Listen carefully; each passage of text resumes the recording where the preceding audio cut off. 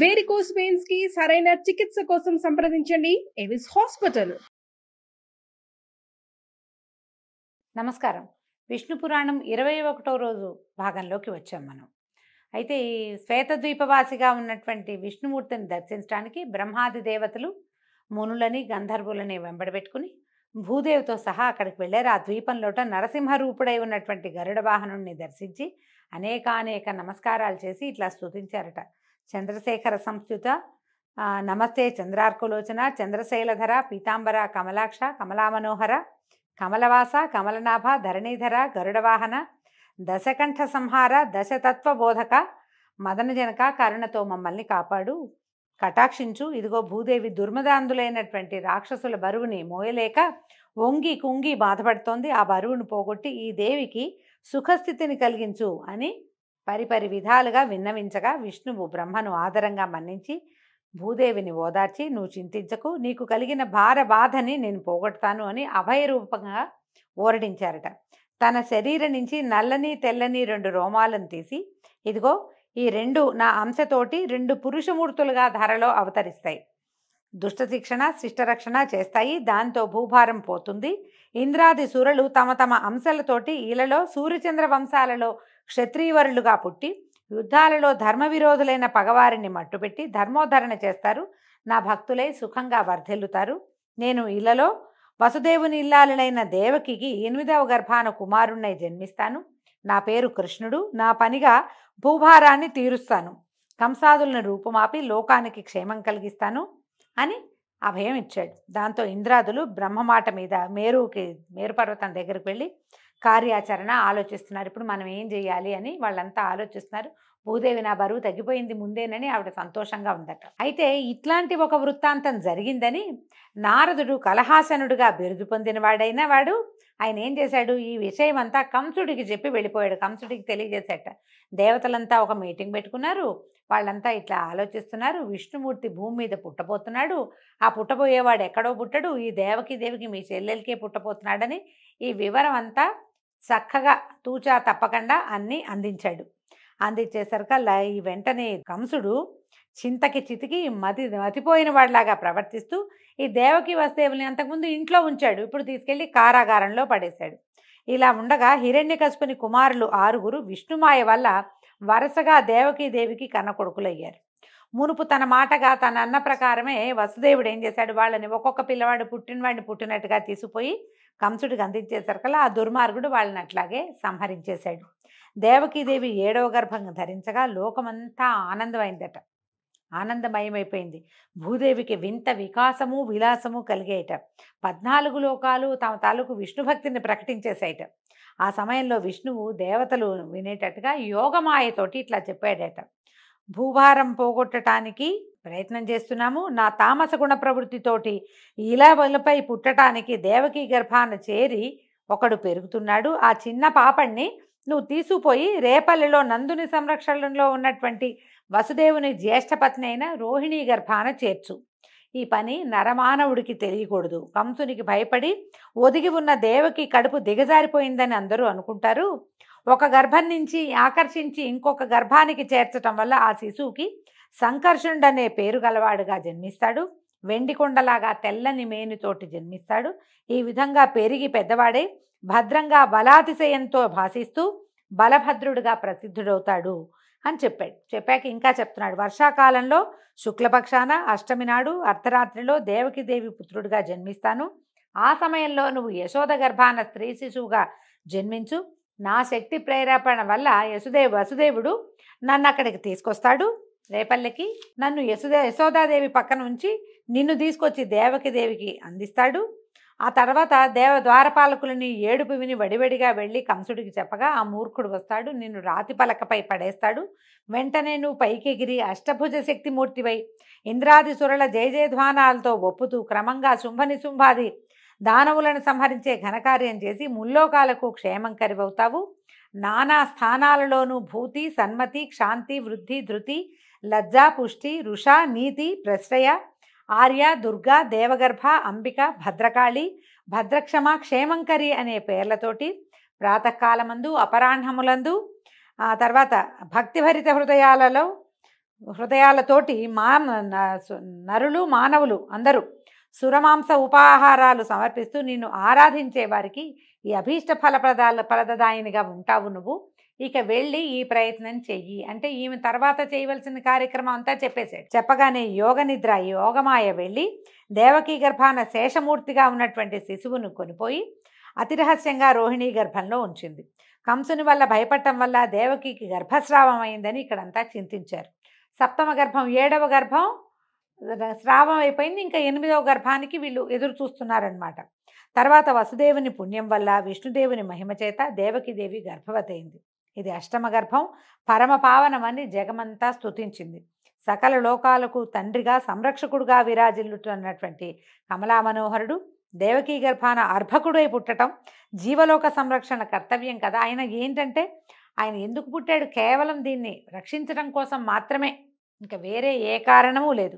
శ్రీ మహావిష్ణువు ఇక్కడ పుట్టిన సమయం నందే అక్కడ రేపల్లిలో యోగ నిద్ర నందుని ఇల్లాలైన యశోద గర్భాన అవతరించింది. శ్రావణ మాసంలో ఈ పద్మాక్షుడు జన్మించిన సమయమందు గ్రహాలు వక్రగతి విడిచి రుజుగతిగా ఉన్నాయి.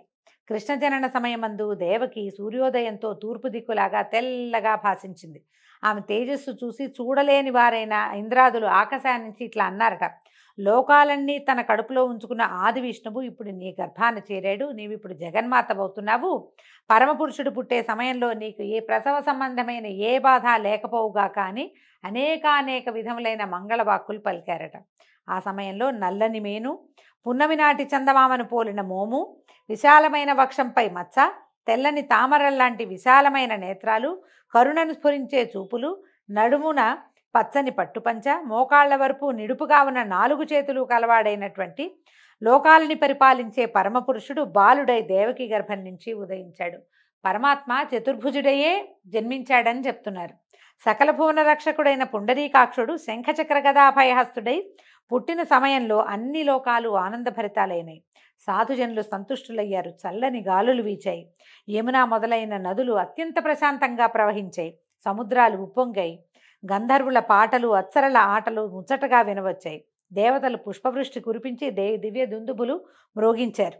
యజ్ఞాలు సలక్షణంగా వెలిగే అగ్నులతోటి భాషించాయి. మేఘాలు మెల్లగా ఉరిమి చల్లగా వర్షించాయి.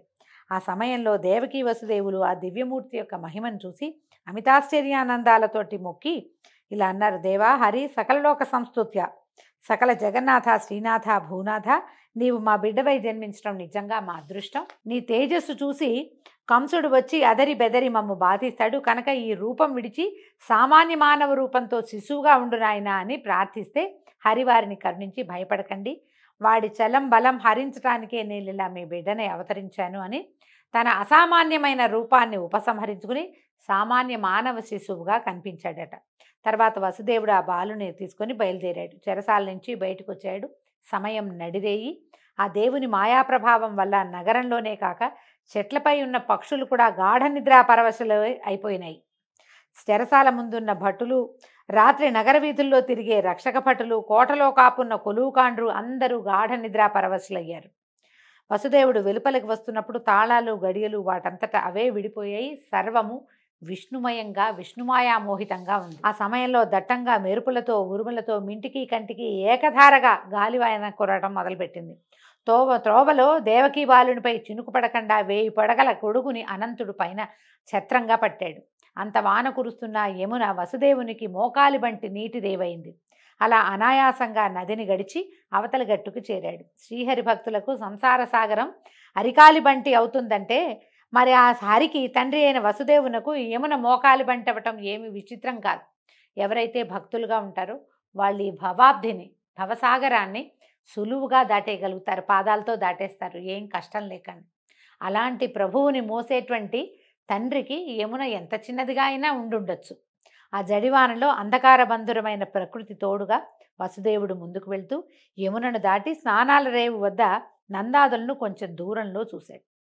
వాళ్ళంతా పన్ను చెల్లించడానికి కంసుడి వద్దకు వెళ్తున్నాడట. తన సమాచారం వారికి చెప్పడం ఆ సమయంలో తగదని చూసి చూడనట్టుగా చాటుమాటుగా నడిచి రేపల్లెలోకి ప్రవేశించాడు. నందుడు నగరంలో లేడు. వాళ్ళంతా తెల్లవారుజామునే రాత్రి లేచి నడిచి మధురా నగరానికి వస్తున్నారనమాట. అలాగే నందుని మందిరానికి వెళ్ళాడు. ఆ సమయంలో దుర్భరమైన ప్రసవ వేదనతో యోగ నిద్రా మహిమ చేత మైమరచి తనకు పుత్రికా జననమైందనే విషయం కూడా తెలియక యశోద నిద్రాముద్రితంగా ఉంది. వసుదేవుడు మెల్లమెల్లగా లోనికి నడిచి వెళ్ళి ఆ ఆడబిడ్డను తీసుకుని తన కుమారుని అక్కడ ఉంచి వెలపలకు వచ్చాడు. రేపల్లెలో ఆ చీకటి రేయిని తెలివిగా ఉందనిలేం. ఆ చీకటి రేపల్లెలో ఎవ్వరూ తెలివిగా లేరు. రేపల్లంతా నిద్రా ముద్రలోనే ఉంది. నేను నందుని ఇంట్లో నుంచి శిశువుని ఉంచి బయటికి వచ్చిన వసుదేవుడు వెనుదిరిగి మళ్ళీ యమునను దాటి చెరసాలలో ప్రవేశించాడు. శాలలో ప్రవేశించంగానే చెరసాలలోకి వెళ్ళగానే ఈ కుమార్తెకే ఉమ్మని ఏడ్చిందట చంటిబిడ్డ. అంతలో కావలివారు లేచి లోపలికి వచ్చి చూశారు. బిరబిరా కంసుని వద్దకు పోయి దేవకీదేవి ప్రసవించినట్లు చెప్పారు. ఆ మాట విని కంసుడు నిప్పు తొక్కినట్టుగా ఉరికి వచ్చి గండు పిల్లిలాగా పురిటింట్లో దూరాడట. లోపలికి వచ్చేసాడు. పురిటింట్లోకి సాధారణంగా పురుషులు రాకూడదన్న నియమం ఉంటుంది. ఈయన పురిట్లో ఇంచే పసిబిడ్డల్ని చంపటం మొదలుపెట్టాడు. ఈ ఆఖరి శిశువు, ఈ అష్టమ గర్భం తన ప్రాణాలకి హాని కలిగిస్తుందని తెలిసి ఇంకా వసుదేవుడే శిశువుని తెచ్చిచ్చేదాకా ఆగలేదట కంసుడు. లోపలికి పరిగెత్తుకుంటూ వచ్చేసాడు. వస్తే ఆమె చూడగానే దేవకీదేవి వేడి నిట్టూర్పులు పొడుస్తూ కలతపడిన మనసుతో వణుకుతూ కన్నీళ్ళు ఒత్తుకుంటూ, అన్నా, నీ చెల్లెల్ని ఆడబిడ్డతో ఆనందము మొగకూనలతో ముచ్చట పొందలేని దౌర్భాగ్యురాలనయ్యాను. నా ముద్దుల కుమారులని 6 నిర్దాక్షిణ్యంగా దిగమింగావు. ఈ ఆడబిడ్డ 8వది మగ శిశువు కాదు. ఆ 8వ గర్భాన శిశువు మగవాడు నిన్ను సంహరిస్తాడని విన్నావు, కానీ ఇది ఆడపిల్ల అయింది. ఇంత చిచ్చు పెట్టావు కడుపులో, దీన్ని ఆర్పు, ఇప్పుడైనా ఈ బిడ్డను చూసుకుని నన్ను బతకనివ్వు అని ఎంతో చింతిస్తూ ఉంటే ఆ బాలింతరాలి మాటని చెవిన పెట్టకుండా మూర్ఖుడు ఏం చేశాడు, ఆ పురిటి పసిపాపని దేవకి చేతుల్లోంచి బలిమిగా లాక్కున్నాడు. బలంగా లాగేసేట. లాగి చట్రాతి మీద పడేసేటడు. విసిరి నేలకేసి కొట్టాడట. కొట్టేసరికల్లా ఆ పాప చప్పున పైకెగిరి ఆకాశం మీద భయంకరాకారంతో నిలిచి భీకరాయుధాలు ధరించి 8 భుజాలు కలిగిన స్త్రీమూర్తిగా వికృతంగా నవ్వుతూ అదిలిస్తూ ఇట్లా అంది, ఏరా, నన్ను హింసించాలనుకుంటున్నావా? అది నీ వల్ల అయ్యే పనేనా మూర్ఖ? మునుపు ఆకాశవాణి పలికినట్లుగా నిన్ను తెగవేసే మహాత్ముడు, సకల సురరక్షకుడు, దుష్టశిక్షకుడు పుట్టి వేరొక చోట పెరుగుతున్నాడు అని వాడు చూస్తూ ఉండగానే దేవగణాల చేత గంధపుష్పోపహారాలతో పూజలంది అదృశ్యురాలైంది. కంసుడికి ఏమి తోచల. పౌరుషం సన్నగిల్లిపోయింది. తెలివి తప్పిపోయినట్టు అయిపోయింది.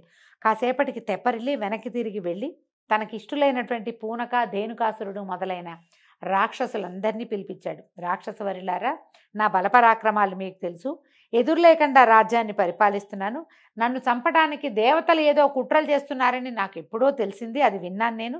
కానీ నా పరాక్రమం వాళ్ళకి తెలీదా? వాళ్ళకి తెలుసు. ఇంద్రుడు పూర్వం నా మీదకి వచ్చి నా వల్ల వెన్ను విరిగేటట్టుగా దెబ్బలు తిని తిరిగి చూడకుండా పారిపోయాడు. ఎన్నిసార్లు నా జోలికి వచ్చాడు, కానీ ఇప్పుడు నన్ను చంపుతాడా?